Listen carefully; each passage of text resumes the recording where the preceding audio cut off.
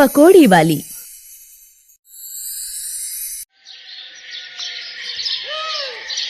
मुझे तो समझ में नहीं आ रहा कि आखिर मैं ऐसा क्या काम करूं जिससे अपने परिवार का भरण पोषण कर सकूं।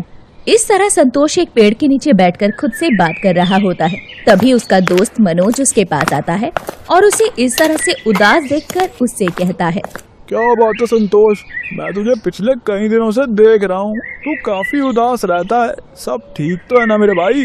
और आज इस तरह तू अकेला इस पेड़ के नीचे बैठकर खुद से ही बातें कर रहा है। अरे धूप देख कितनी तेज हो रही है, तू ना तो धूप देख रहा है और ना ही बारिश। आखिर हुआ क्या है तुझे? देख, मैं तेरा बहुत अच्छा दोस्त हूँ, इसलिए मैं तेरे दुख का कारण पूछना चाहता हूँ। मनोज की बात सुनकर संतोष एक लंबी सांस भरता है और अपनी आंखों में आंसू भरकर मनोज से कहता है, भाई मनोज, गरीबी मेरी कमर तोड़ रही है। मुझे समझ नहीं आ रहा कि मैं क्या करूं। मेरी पत्नी और मेरी बेटी घर में आज भी मेरा इंतजार कर रही है। वह सोच रही है कि मैं आज उन लोगों के लिए बाहर से खाना लाऊंगा, और सच बात तो यह है कि मेरी जेब में फूटी कौड़ी भी नहीं है। समझ नहीं आ रहा कि अपनी बेटी को अपना मुंह कैसे दिखाऊं। तो क्या हो गया संतोष भाई? मैं तो कहता हूँ अपनी बेटी को समझा और उसे अपने गरीबी के बारे में बता। अगर अभी तू उसे समझाना शुरू करेगा तो आगे चलकर वह तुझे समझेगी भी और तेरा साथ भी देगी। भाई, मेरी बेटी भले ही 12 साल की है, लेकिन वह बहुत समझदार है। मैं आज बस इसलिए उदास हूँ क्योंकि एक तो जेब में फूटी कौड़ी नहीं है, ऊपर से आज मेरी बेटी का जन्मदिन है। उसने पहली बार मुझसे यह कहा है कि आज उसे बाहर का खाना खाना है। समझ नहीं आ रहा कि आखिर क्या करूँ। मनोज संतोष का बहुत अच्छा दोस्त था, इसलिए मनोज अपनी जेब से 100 रुपए का नोट निकालता है और संतोष को देते हुए कहता है, भाई ये 100 का नोट रख, जब तेरे पास पैसे आ जाएंगे तो मुझे वापस कर देना। नहीं नहीं मनोज, मैं तुझसे पैसे कैसे ले सकता हूँ? माना कि तू मेरा सबसे अच्छा दोस्त है, लेकिन इसका मतलब यह नहीं कि मैं तुझसे पैसे लूँ। देख संतोष, मेरा अपना कोई परिवार नहीं है, और रही बात तेरी बेटी की, अगर वह तेरी बेटी है तो वह मेरी भी बेटी हुई। इसलिए आज मेरी बेटी का जन्मदिन है और मैं चाहता हूँ कि मेरी बेटी इस 100 रुपए से कुछ अच्छा खाना खाए। मनोज की ऐसी बातें सुनकर संतोष की आंखें भर आती है। वो उसका शुक्रिया अदा करके वहाँ से चला जाता है। थोड़ी दूर जाने पर संतोष की नजर कुछ पकौड़ी वालों पर जाती है। उन्हें देखकर संतोष खुद से कहता है, अरे ये तो पकौड़ी वाला है। एक काम करता हूँ, नंदिनी के लिए 20 रुपए की पकौड़ी ले लेता हूँ और बाकी जो 80 रुपए बचेंगे उससे घर के लिए सब्जी बाजी भी ले लूँगा। वैसे भी मेरी बेटी को तो बाहर का खाना है, पर क्या खाना है उसने मुझे यह थोड़ी बताया। वो 20 रुपए की कुछ पकौड़ियाँ खरीद लेता है और बाकी बचे 80 से घर की सब्जियाँ खरीद कर घर पहुँचता है।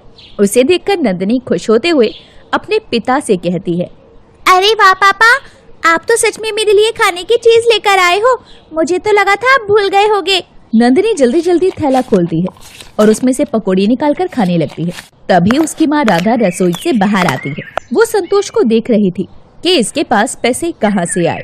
सुनिए जी, ये सब क्या है?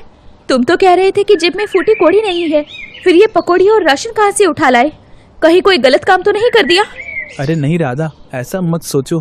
मेरा दोस्त मनोज मिला था, उसी ने 100 का नोट जबरदस्ती थमा दिया, बस उसी से सब लाया हूँ। संतोष की बात सुनकर राधा की जान में जान आ जाती है। इधर नंदिनी पकोड़े खाते खाते रुक जाती है और उसका मुंह अजीब सा बन जाता है। पापा, ये पकौड़ी तो बिल्कुल भी अच्छी नहीं है।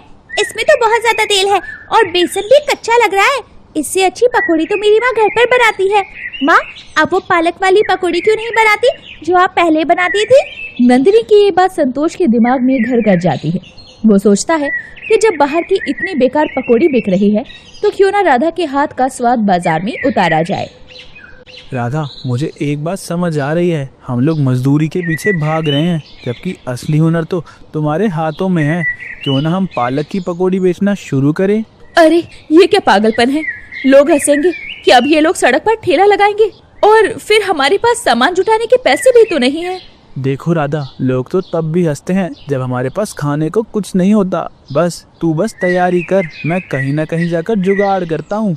संतोष की ऐसी बातें सुनकर अब राधा भी उसकी बात से सहमत हो जाती है और अगले दिन संतोष अपनी पुरानी साइकिल निकालता है और वो राशन वाले से उधार पर थोड़ा बेसन और तेल लाता है।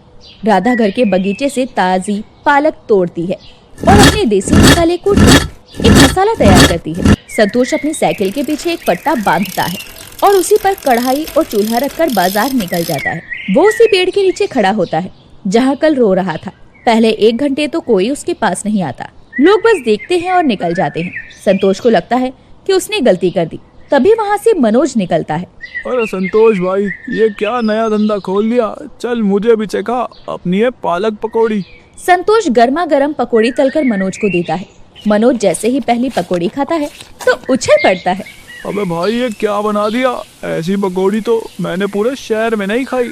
अरे ओ भाई साहब, ओ रिक्शे वाले भैया, इधर आओ, ये पकौड़ी खाओ, मजा ना आ जाए तो पैसे मत देना। इस तरह से मनोज चिल्ला चिल्ला कर आवाज लगाने लगता है। मनोज का चिल्लाना अब काम कर जाता है। धीरे धीरे लोग आने लगते हैं।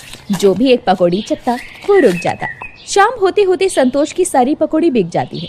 उसकी जेब में करीब 300 रुपए होते हैं। संतोष खुशी खुशी घर भागता है और सारे पैसे राधा के हाथ में रख देता है।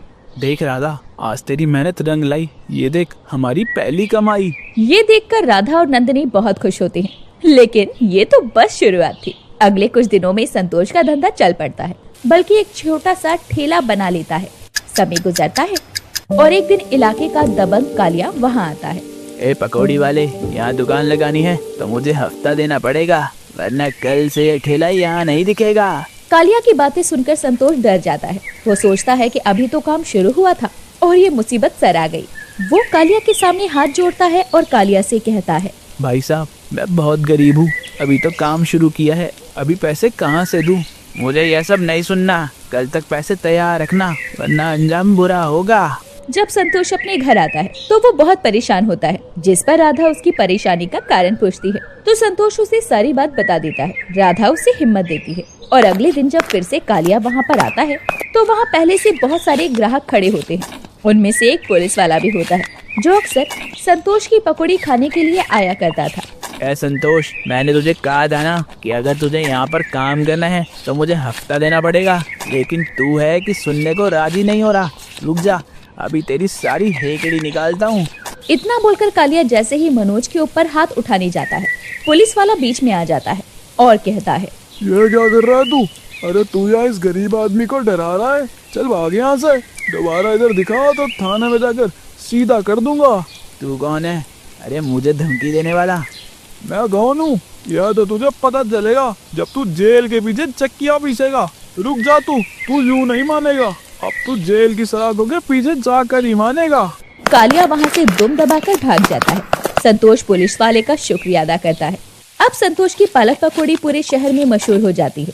एक तरफ राधा पकौड़ियाँ तलती तो वहीं दूसरी तरफ संतोष अपनी पकौड़ियों को बेचा करता। धीरे धीरे अब वो एक दुकान खोलता है और वो अपनी दुकान का नाम अपनी बेटी के नाम पर रखता है, नंदनी पालक पकौड़ी भंडार।